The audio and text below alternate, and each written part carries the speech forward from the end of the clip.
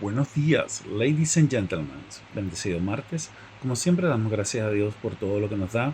Le damos gracias por la salud, por el techo sobre nuestra cabeza, por el alimento sobre nuestra mesa. Le damos gracias por la familia, por los amigos, por el empleo, por los estudios, por los proyectos. Le damos gracias por su inmenso amor, por su paciencia, por su misericordia, por ese gran sacrificio que hizo para el perdón de nuestros pecados.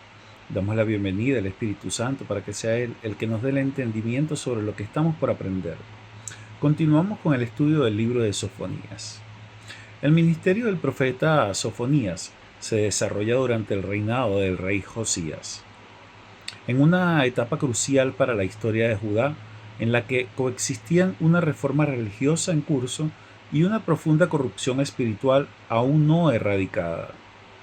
Aunque Josías promovió cambios visibles orientados a restaurar el culto a Jehová, el testimonio profético de Sofonías revela que la reforma no había alcanzado el corazón del pueblo.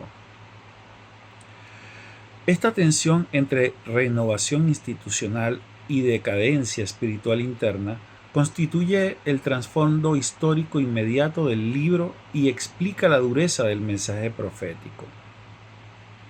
Sofonías no denuncia una apostasía abierta y uniforme, sino un fenómeno más peligroso, el sincretismo religioso.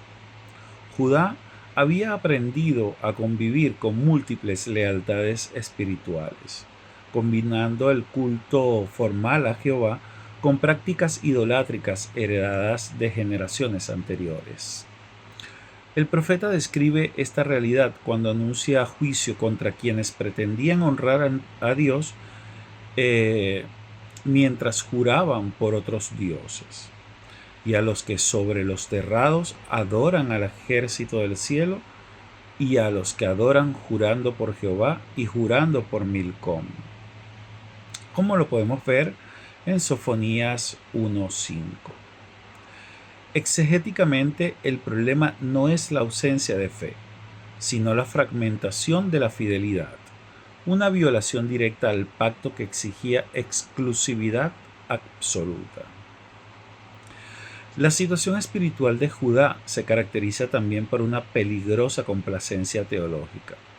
Sofonías describe a un pueblo que había reducido a Dios a una figura distante e inofensiva, negando en la práctica su intervención activa en la historia. Esta actitud es denunciada cuando el profeta declara: «Y castigaré a los hombres que reposan tranquilos como el vino asentado, los cuales dicen en su corazón: Jehová ni hará bien ni hará mal», como lo podemos ver en el versículo 12 del capítulo 1 de Sofonías. La imagen del vino asentado comunica una espiritualidad estancada, sin movimiento ni sensibilidad, mientras que la negación implícita de la acción divina revela un ateísmo práctico dentro del pueblo del pacto. Desde una perspectiva ética y social, esta indiferencia espiritual produjo una erosión progresiva de la justicia y la responsabilidad moral. Al perder la conciencia viva de la santidad de Dios, Judá dejó de percibir el pecado como algo ofensivo y comenzó a vivir confiada en una falsa estabilidad. Sofonías muestra que esta seguridad ilusoria no era fruto de la paz con Dios, sino del endurecimiento del corazón. La ausencia de temor reverente condujo a una vida acomodada, insensible al llamado, al arrepentimiento y desconectada de las demandas del pacto. En el plano histórico más amplio, Judá se encontraba rodeada por potencias en ascenso y sometida a tensiones internacionales crecientes. Sin embargo, Sofonías no presenta la amenaza externa como la causa principal del juicio venidero, sino como el instrumento que Dios utilizaría para disciplinar a su pueblo.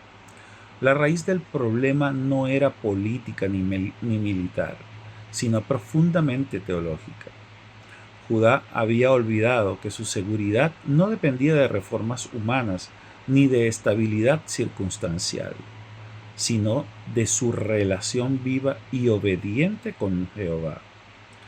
Desde una lectura estrictamente pactal, este contexto confirma que la elección divina no anula la responsabilidad moral, sino que la intensifica. Judá seguía siendo el pueblo escogido, pero su infidelidad exigía corrección.